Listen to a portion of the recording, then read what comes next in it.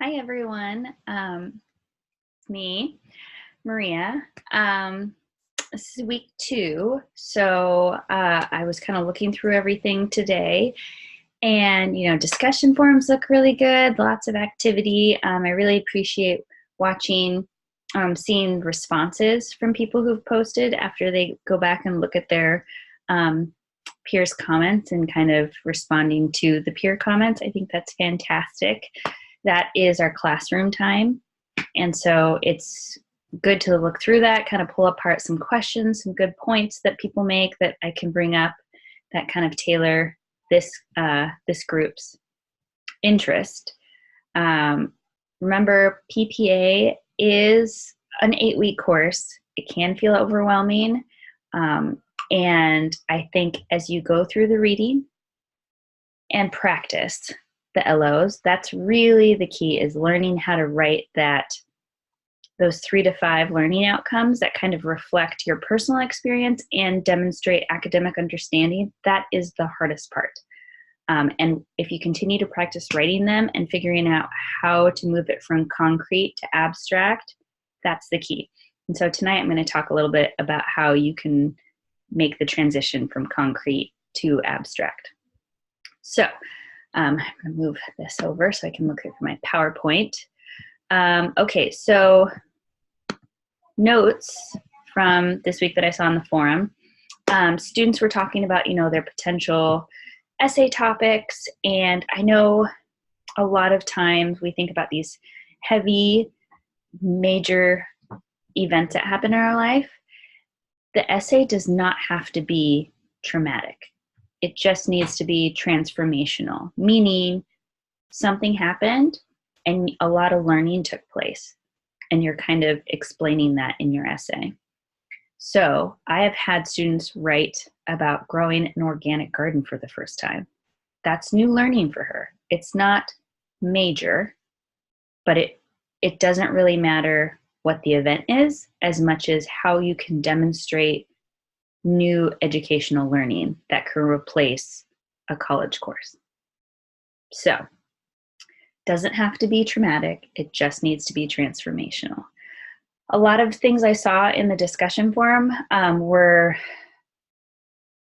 business oriented, which I think is a great first essay because the emotion is removed.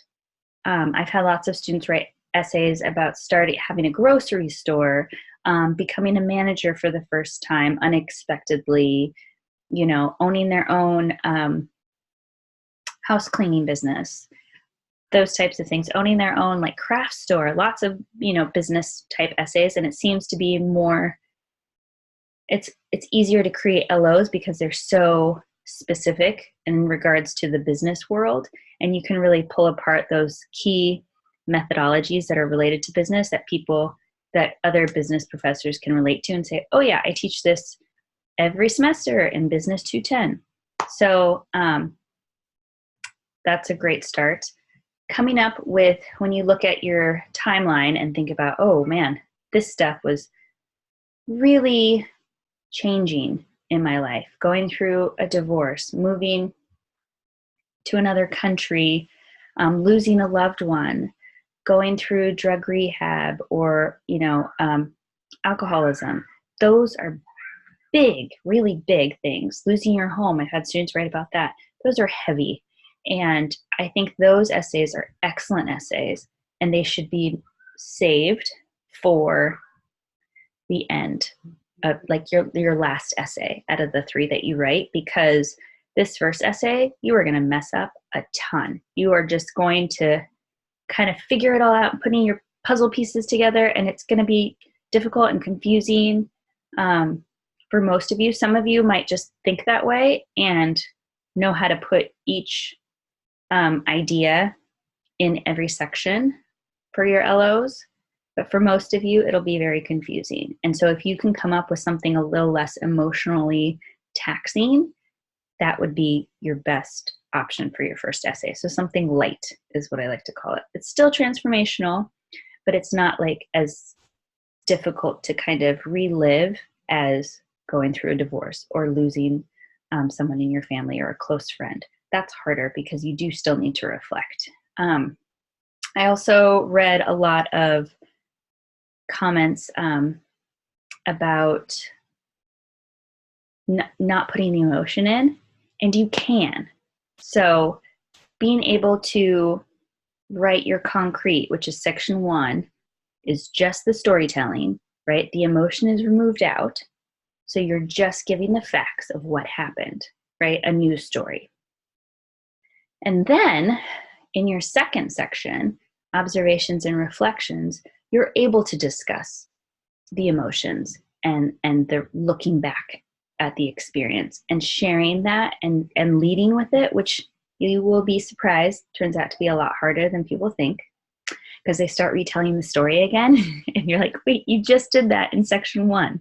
So it is odd that you do the whole story and you pull it apart and you talk about the facts in one section, and then you kind of talk about the emotional side in the second section. So you will see overlap, and I will kind of separate it for you and say, oh, this goes in section 1, and oh, this goes in section 2.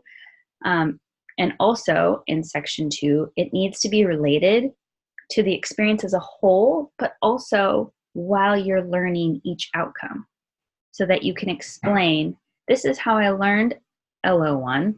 This is how I was feeling while I was learning it, right? And then in section 3, you kind of talk about the academic support.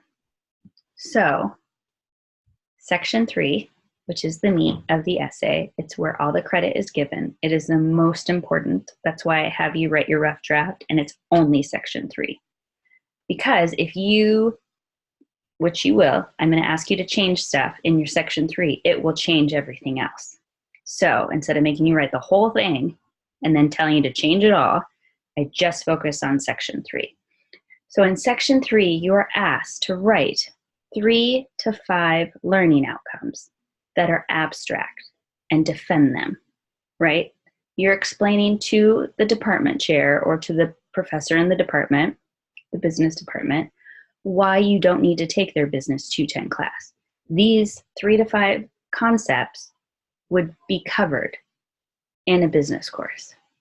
And then because you can adequately defend it, they will award you with 2 to 3 credits. That's the goal, right? Okay.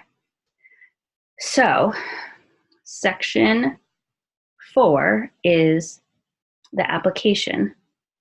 So you are taking each LO and applying how your new learning to a new situation in the future, or even it can be how you will apply it.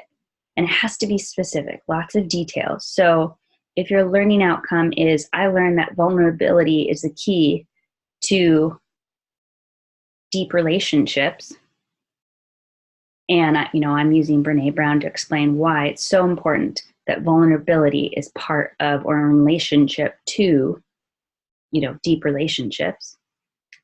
And then I need to apply that in a new situation. So moving forward, when I'm at a new church group setting or at a retreat, like a women's retreat, I know that if I want to have a deeper relationship with someone, that I know I need to be vulnerable in order to make that happen. So I would use specific details like, in 2022, I'm planning to attend a women's retreat at Cannon Beach. And I am really close friends with, Janine Drexler.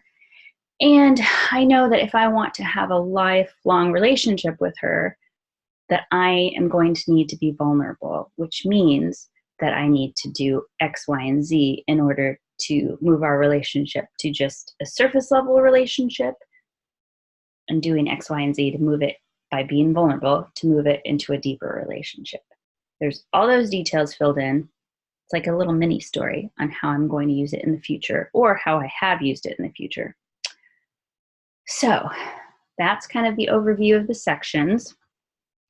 Now, something else I saw in the discussion forum, someone talked about writing badly, or being able to just write anything down because you're blocked, and not procrastinating, because especially in this course, you can't do that. You need to be writing several times a week. Obviously I recommend every day, but I know you have a real life, with a job and family and, other stuff outside of this course. So I get it. However, you are going to need to write more than once a week in this class. And you're going to need to do more than one draft. So a couple of you had mentioned just writing something down, anything that even if it wasn't related to this course or even to your experience, it's the starting block. And it's true. You have permission to write badly because it's easier to judge the quality of your work if you have something generated. I like to call it generating and judging. So you just generate stuff and then you kind of pick through it and see what's useful or what you're willing to explore more on. And then take that, generate a bunch more, and then kind of pick it apart. But you can move stuff around if you have something. You can't move stuff around or ask questions for feedback if you don't have anything. So it's important to just write, even if you have no clue what you're doing, but just getting started is so important. Okay, so I wanted to touch on that because I think it's an excellent comment and I loved it. I fully back it. Now, a few of you had talked about in the discussion forum not feeling overwhelmed or a little bit intimidated. That is a completely normal reaction. I get it every time I walk into a new section for PPA. Students are like, oh my gosh, how am I going to write 8 to 10 pages? And it is a lot. I try to break it down into mini papers, and each paper has its style, and then it's kind of combined together into an 8 to 10 page paper. So, and we have 8 weeks to practice. We just practice. You cannot be afraid. You have to practice. You can't be afraid to write, even if it's terrible. It's better than nothing. Okay, so, but you're the professional. In these experiences, I didn't go through them. So I'm not evaluating your experience. I'm not degrading your experience. I am simply helping you figure out how to move your experience from just an experience to actual demonstrated learning. So that's really, if you feel like, oh, I don't know if this is a good enough one, or I will just ask you questions and you decide, because ultimately you have to defend your experience, not me. I'm done. So you have to decide, is this something that I'm willing to defend? Or maybe it's not. And then we could talk about it. I can ask you some questions and then ultimately you decide. I'm evaluating the writing and how effective you're able to explain your learning to be valued for educational credit. That's it. If you have questions about that, please email me. We can set up a time to talk. I'm here. So that's what I wanted to say about the intimidation factor. You're the professional in the experience, so it's worth talking about. Okay, so now I want to move into taking the I learned how learning outcomes. I saw them on the discussion forum. You'd say I learned how to be a good listener, and move that, which is concrete, to something more abstract, because it needs to be teachable.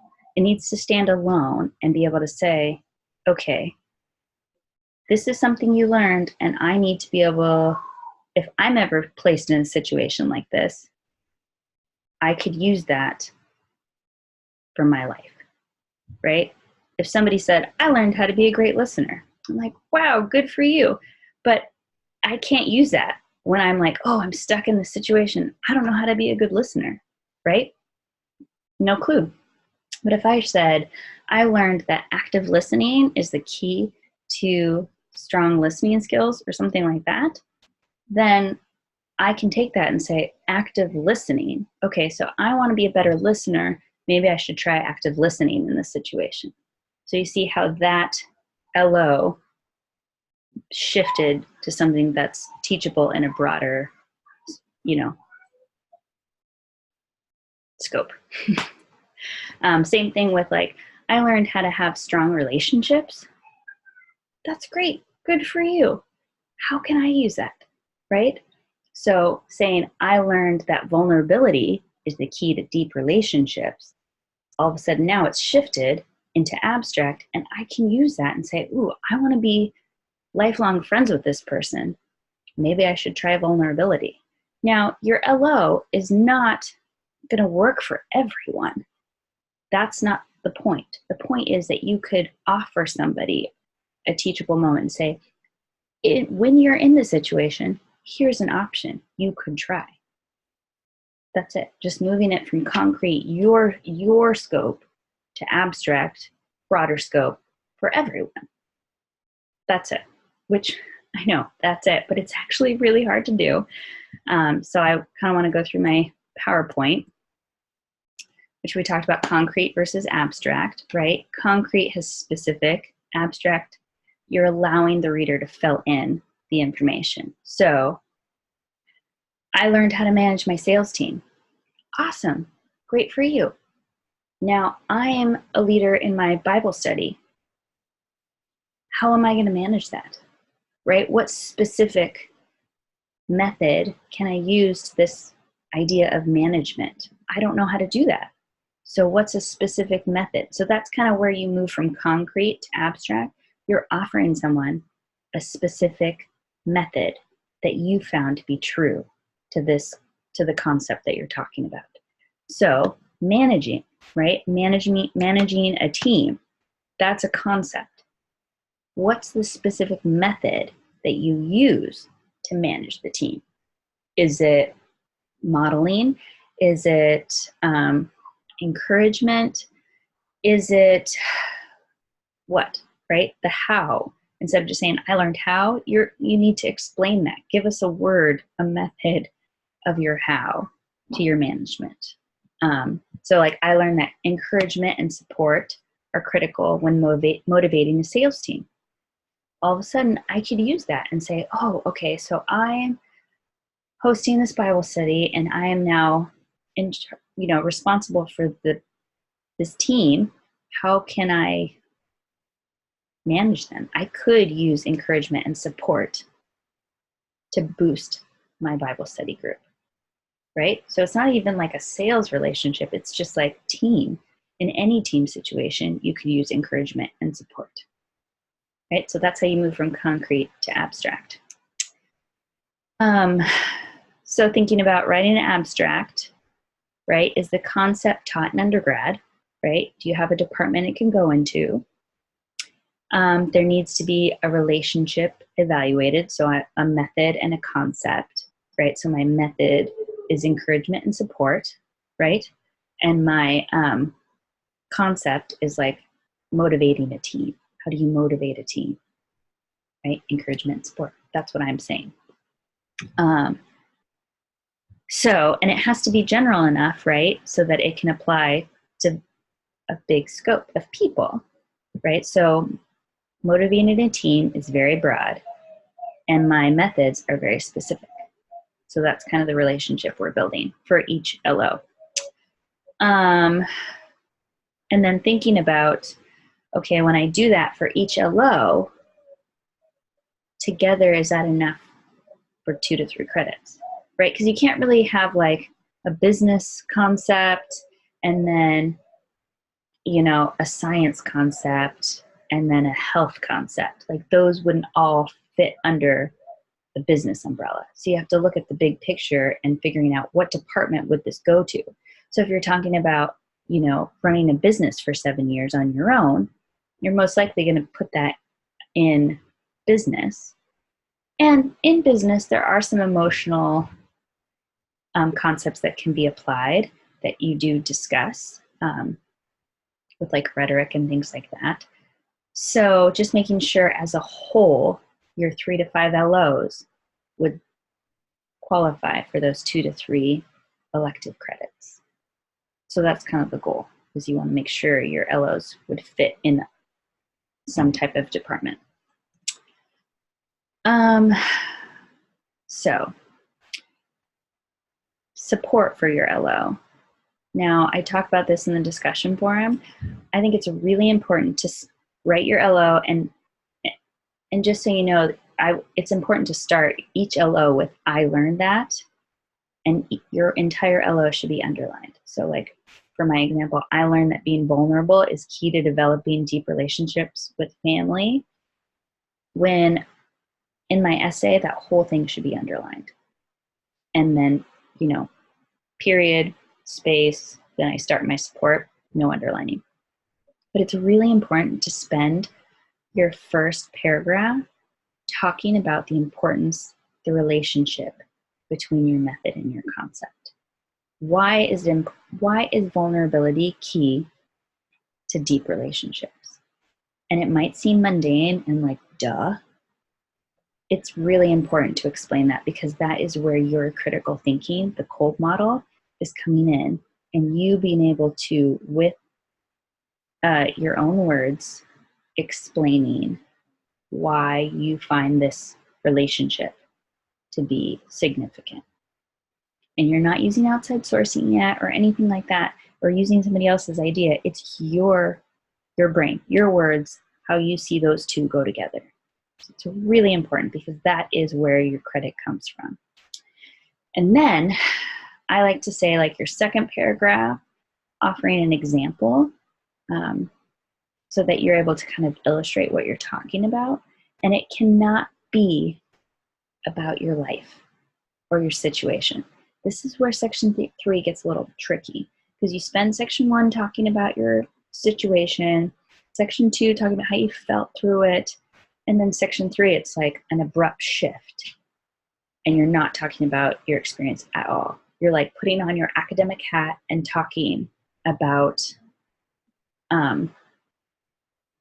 academic stuff. How is this an academic component in my department? And so it does feel weird, because it's personal, and then you shift and put your academic hat on, and it's like a research paper. And that's what I would want to see, is your LO, first paragraph talking about why you find it to be important, and then your second paragraph bringing in some research and talking about, sourcing, outside sourcing, other credible sources that find your information to be true, because it's hard to refute. And another paragraph, if you want, coming up with a detailed example. Again, you don't have to use outside sourcing. However, the students that I've had that follow the model I give and use academic sourcing get credit. So, something to think about. Okay, so I have included in week 2 student example PLAs. So remember, for your PLA, I want you to only fully write out, we're talking 2 to 3 pages of section 3. Just go for it. Do your LO and your support, LO, support. Now, if you're struggling with, is it abstract? Shoot me an email. Say, hey, are my LOs abstract? Don't send me the whole thing and say, can you look this over? Because there's 15 of you. I can't do that. So if you're concerned about your LOs, that's totally understandable. Shoot them, send them over to me and say, are they abstract? And I can start asking you questions and kind of helping you fine tune them. Because this is just the first draft, which is kind of confusing, but I like to use your outline as a rough draft for the discussion forum, and then in another week, actually put together your outline with, refined LOs and submit them to me so I can really give you some specific feedback. And then, your grade, and then you go on to write the full essay. So that is what I have for tonight. I also am going to put up for week 3, I'm going to give you some examples of really quality essays that have received credit. Because again, I told you that PLA student guide with those example essays, they're just talking points. They've all received credit. Not all of them followed the model that I like to teach. Some of them did, some of them didn't, because they weren't my students. However, the ones that I've collected have followed my model, and I can even tell you the amount of credit they were awarded, and they've also given me their evaluators' comments so you can kind of see how people are responding to the essays. So again, remember section 3, learning outcomes, our abstract. First paragraph, talk about the importance of the relationship between the method and the concept. Second paragraph, come up with an example and or use academic support, outside sourcing, credible outside sourcing to show that what you're saying is valid. So I want to see that 3 to 5 times in the discussion forum next week. If you have questions, which I know you do, reach out. Don't just send me stuff and be like, could you look this over? But give me specific questions. Like, I'm not sure I'm doing this right. Section 1 looks, my bullet points look weird, or is this the window you're talking about? You want to set up 10 minutes to talk? Let's do it. And we can kind of go through something together and kind of, address some concerns. I'm here, and I'll be on the forum looking at the LOs also and kind of chiming in, coming up with some questions. Okay, so we will be in touch.